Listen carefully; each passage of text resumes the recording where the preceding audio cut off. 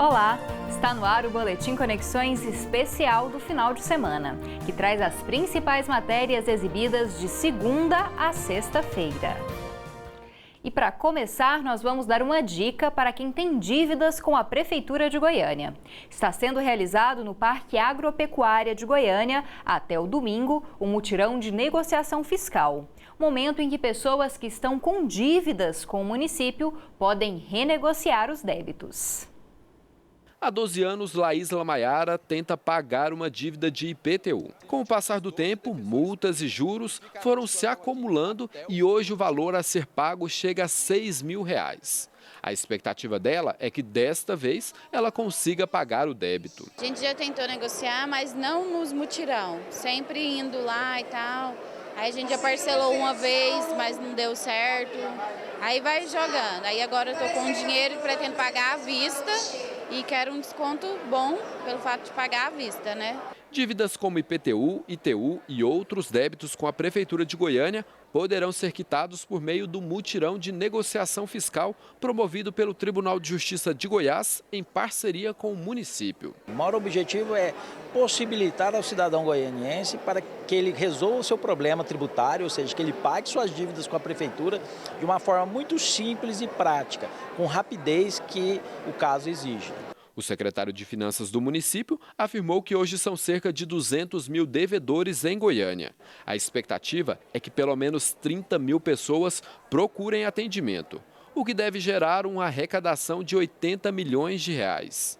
Cerca de 400 mil devedores devem à Prefeitura e, só para vocês terem uma ideia, são quase 200 mil processos já ajuizados, que é o foco do mutirão de negociação fiscal aqui hoje. A ideia é estar negociando com esses contribuintes para que eles possam acertar as suas contas com a cidade. Esse dinheiro faz falta aos cofres do município, as demandas do município é muito grande, da prefeitura é muito grande, e a prefeitura precisa desses recursos para fazer face a essas demandas. Uma novidade desta edição é a participação da Defensoria Pública. Aquele cidadão que tem uma dívida, mas não tem condições de pagar por um advogado, pode contar com o auxílio de um dos 12 defensores públicos que ficarão de plantão aqui até o fim do mutirão. As dívidas podem ser parceladas em até 40 vezes. Os descontos chegam a 80% em cima de juros e multas.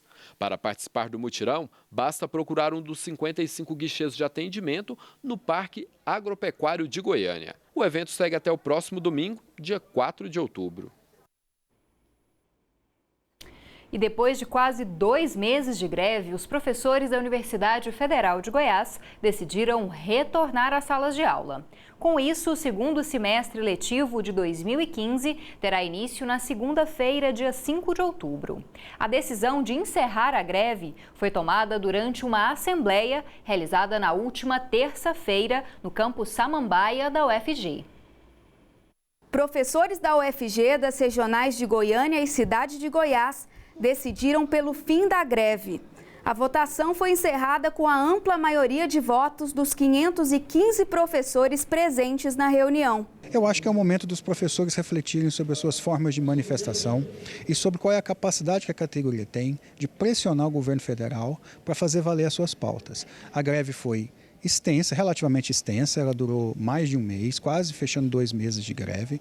É uma greve que traz consequências para o encaminhamento do calendário acadêmico, que nós vamos nos responsabilizar. Há quase 2 meses de greve regional, vários professores fizeram avaliações do movimento e acreditam que é o momento de se pensar em outras formas de mobilização e se posicionar em relação às propostas do governo. Nessa última proposta que o governo nos ofereceu, ele fala também da reestruturação de carreira, só que da seguinte forma: criação de GTs para discutir a reestruturação de carreira para ser implantada a partir de 2017. Esta reestruturação de carreira, se acontecer, vai nos dar um aumento a mais de 7 a 8%, em média. Tá? Então, se realmente acontecer essa reestruturação de carreira, compensa essa perda inflacionária que a gente vai ter em 2016. Tá? Então, por isso que, de tudo, o acordo não é tão ruim nesse ponto, tá? Considerando que o principal motivo da greve era uma reestruturação de carreira. Em tempos de recessão econômica e de incentivo a práticas sustentáveis, muitas construtoras têm investido no reaproveitamento de materiais. Esse é o caso de uma empresa que está construindo um prédio em Aparecida de Goiânia, que reaproveita entulhos e também água. Além do benefício ao meio ambiente, a iniciativa também traz economia para os custos da obra. Começar uma obra é sempre um motivo de transtornos, gastos e desperdícios. Mas como sustentabilidade é a palavra de ordem da vez, iniciativas da construção civil querem mudar essa realidade. Esse prédio em Aparecida de Goiânia passou por alguns estudos antes mesmo do início da obra, entre eles o de impacto ambiental. Preocupação é em reduzir os impactos que a obra pode causar, principalmente já no começo, na montagem do canteiro. A gente procura sempre reaproveitar material, utilizar material que é menos impactante, reaproveitar, reciclar. Todo o entulho que sobra da obra vai parar nessa máquina estranha, que tritura o concreto, que se transforma em areia e brita. Com essa atitude, existe uma economia na compra de caçambas para armazenar o lixo da construção. A água recebe uma atenção especial. O resto do líquido usado para lavar as botas dos operários é reutilizado na horta, que é cuidada pelos próprios funcionários. No ar-condicionado, um sistema foi adaptado para colher a água, assim como nos mictórios ecológicos, onde é aproveitada a água usada nas torneiras. Esse espaço é o decantador. Aqui é feita a limpeza dos caminhões betoneiras. Essa água é levada para aquela caixa d'água lá em cima e depois reutilizada na limpeza das rodas dos caminhões que passam aqui pelo bairro e evita provocar aquela sujeira que a gente conhece em volta de toda a obra. Por todos os locais, as placas alertam. Nosso compromisso é preservar o meio ambiente. Aqui tem muita qualidade mais melhor, meio ambiente é mais avançado, assim, tem mais segurança também, né? Porque se preocupa muito com o meio e a tranquilidade das coisas. E a recessão econômica também está afetando diretamente os municípios, principalmente pela queda de 38% no fundo de participação dos municípios e pelos atrasos nos repasses constitucionais. Como forma de protesto, algumas cidades goianas paralisaram as atividades durante 3 dias. Além disso, representantes de 80 municípios realizaram uma manifestação na porta da Assembleia Legislativa na manhã da última quarta-feira. Comitivas de vários municípios de Goiás marcaram presença no manifesto que aconteceu na manhã desta quarta-feira em frente à Assembleia Legislativa. Prefeitos, primeiras-damas e servidores se mostraram insatisfeitos com os cortes feitos nas verbas repassadas aos municípios. O Fundo de Participação dos Municípios é a principal fonte de recursos de 70% dos municípios goianos. No período de 2008 a 2014, cerca de 4 bilhões e meio de reais deixaram de ser repassados. De cada R$100 de imposto que o cidadão paga, 70% está concentrado no governo federal, 25% nos estados e, aliás, 16% nos estados e 14% nos municípios. Ocorre que a manutenção de todos os programas vem para o município fazer. Então tem que inverter esse papel. Não dá para ficar com as migalhas que caem da mesa e nós ficarmos com todas as obrigações constitucionais para oferecer os serviços essenciais à vida e à cidadania. Um caixão escrito Municípios Falidos representou a atual situação de 120 cidades goianas que paralisaram por 3 dias os serviços públicos. Em Santa Rita do Araguaia, cidade a 520 quilômetros de Goiânia, o prefeito afirmou que anualmente mais de R$1,5 milhão de reais estão deixando de ser repassados. Para conter a crise, ele decidiu demitir todos os 30 servidores comissionados. Nós temos uma grande dificuldade de mantermos em dias a folha de pagamento, já estamos atrasados, passando do dia 10, inclusive, não somente pagamento, Câmara Municipal e também fornecedores. Uma enorme dificuldade devido a esta crise. Nós demitimos cerca de 30 pessoas, 30 comissionados, todos os comissionados do município, realmente, para buscarmos manter em dias a nossa situação. O presidente da Federação de Municípios afirmou que a orientação a todos os administradores municipais é fazer cortes nos gastos internos para que o reflexo nos serviços oferecidos à população seja menor. A tendência agora é a gente encontrar caminhos conjuntos para sair da crise mais fortalecido. não tem mais essa questão se é competência do governo federal, do governo estadual, do governo municipal. O que é importante agora é a gente encontrar um caminho que penalize menos a comunidade que precisa de ser atendida por saúde, educação. E no próximo bloco nós vamos falar sobre saúde, com matérias sobre o autismo e também sobre o câncer de mama. Não saia daí, o Boletim Conexões volta rapidinho.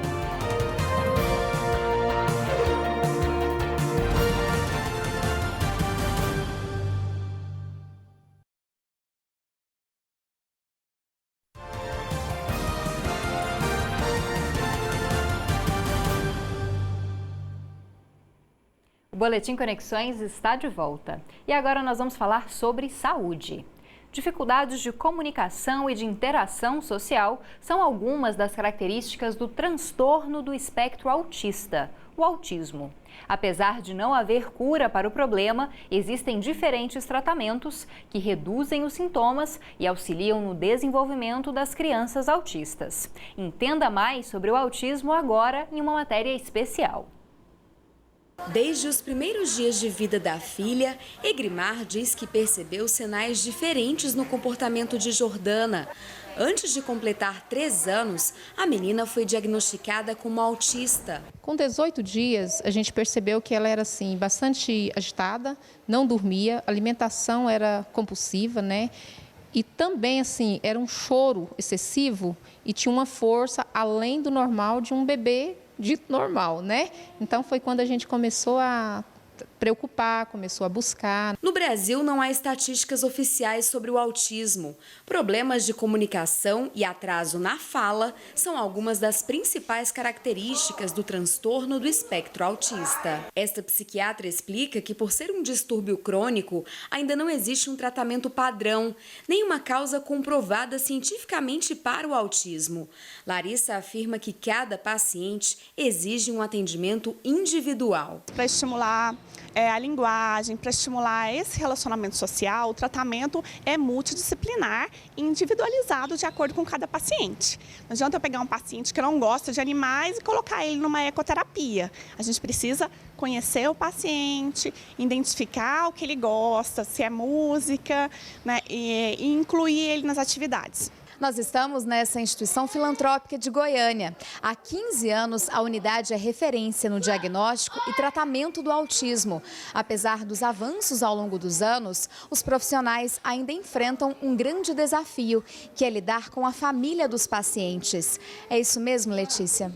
É isso mesmo. A principal barreira inicial é a resistência da família. O que nós percebemos? Que a família passa por fases. Então, a primeira questão, assim que essa família recebe o diagnóstico, é a resistência. Hoje o diagnóstico é feito muito mais cedo. E quanto mais cedo essa criança vir aqui para a instituição ou então outra instituição, quanto mais cedo essa intervenção começar, melhor será o prognóstico dessa criança, melhor será a funcionalidade dessa criança na vida e em outros contextos também. Hoje, depois de 6 anos de tratamento, a realidade de Jordana é outra. Ela aprendeu a demonstrar afeto pelos pais, está estudando e já convive com outras crianças. Sim, a gente não esperava que ela andasse, né, tão bem quanto é normal, ela, né, tem a coordenação boa, a dicção dela, comparado com muitos e pelo que ela passou, está perfeita, né? Às vezes quem olha acha que não, mas para mim que acompanhou toda a evolução, todo o processo, é grande, né? Bem gratificante. E estamos em pleno Outubro Rosa, mês de conscientização sobre o câncer de mama, uma doença que vai atingir 57 mil brasileiras apenas nesse ano.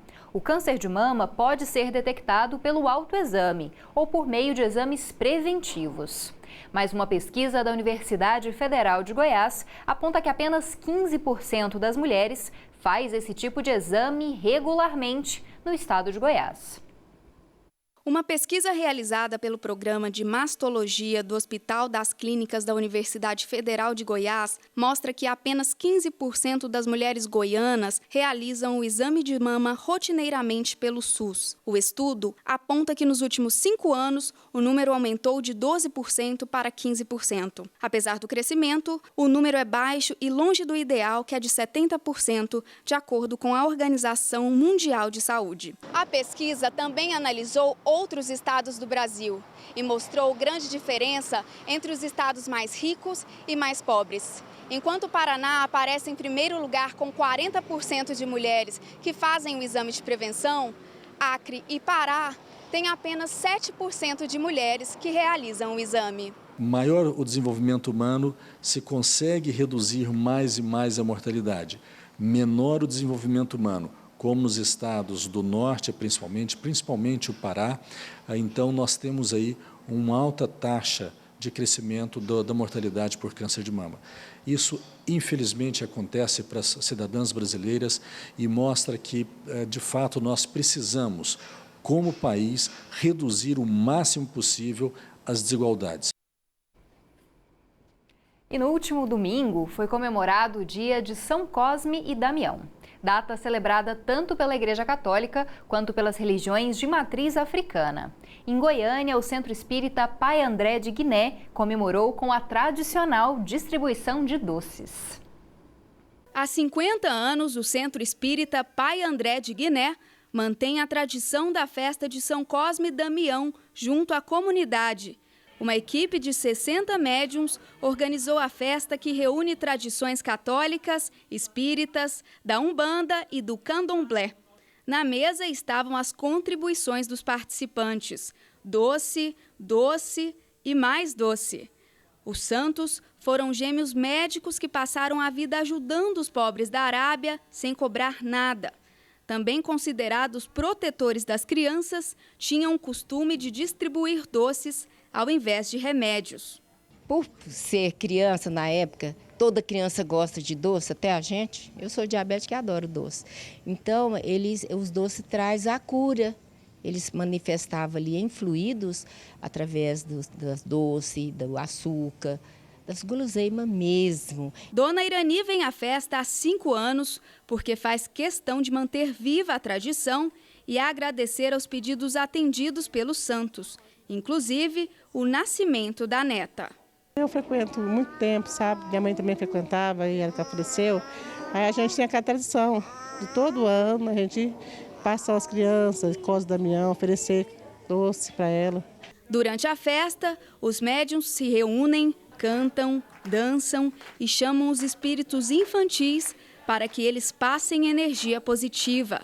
Em seguida, todos podem entrar em contato com eles para receber bons fluidos. Somente depois dessa troca e homenagens feitas, quem estava salivando pode pegar os doces. E para encerrar o boletim de hoje, vamos falar do futebol goiano. O Vila Nova chegou às quartas de finais da Série C do Campeonato Brasileiro, que está sendo transmitida pela TV Brasil, TV UFG. Por isso, preparamos uma reportagem especial sobre o time, nascido na Vila Nova, e também sobre as expectativas para a próxima fase da competição. Em 1943, nasceu o Vila Nova Futebol Clube no bairro de mesmo nome, a Vila Nova. Com as cores vermelho e branco, o Tigre da Vila sempre carregou nos ombros a responsabilidade de ser o time do povo. Os operários que construíram Goiânia foram alojados lá na Vila Nova e ali começaram a jogar futebol. Isso permitiu que o Vila, com origens operárias, se consolidasse como é a maior força de torcida no futebol goiano e no Centro-Oeste. No ano passado, o Vila chegaria à pior temporada dos 72 anos de história, o rebaixamento no Campeonato Brasileiro da Série B e, pela primeira vez, a queda no estadual. Tem que lutar até morrer, Tigrão! Em 2015, com uma nova gestão, o Vila procurou se organizar. A volta de jogadores como o atacante Frontini e o volante Robson, além da chegada do técnico Márcio Fernandes, foram necessários para mesclar os garotos da base com jogadores mais experientes. Quando eu cheguei, o grupo acolheu bem, a gente tinha jogadores e mantivemos a base até agora, jogadores de qualidade, mas que precisavam alguma coisa, né? E essa alguma coisa é que a gente conseguiu introduzir dentro da equipe. Time na Série C, torcida de Série A. Com média superior a 10 mil torcedores por jogo, o Vila Nova é o 20º clube no Brasil que mais leva a torcida se contarmos todas as divisões do Campeonato Brasileiro. Para se ter uma ideia de como esse número é expressivo, o Vila fica atrás apenas do Fortaleza na 3ª divisão e está 11 posições à frente do Goiás, o seu arquirrival e que joga a 1ª divisão do Nacional. Falar da torcida é algo que mexe muito com o vilanovense. Ela fez a diferença esse ano, desde o início sabia da nossa luta, que sem a torcida que foi o principal alicerce do time para 2015. E o segredo para subir? Para o professor Márcio Fernandes, é entrar com seriedade, respeito e sabendo que a partir de agora, o Vila só tem decisões nessa temporada. Então você tem que fazer realmente os jogadores entender que não há chance para erro, né? Então, quanto menos você der chance para isso, você passa a ter uma condição maior dentro da competição. Torcida fanática, defesa compacta e discurso afinado. O Tigrão está com as garras afiadas e garante, na próxima fase, o bicho vai pegar.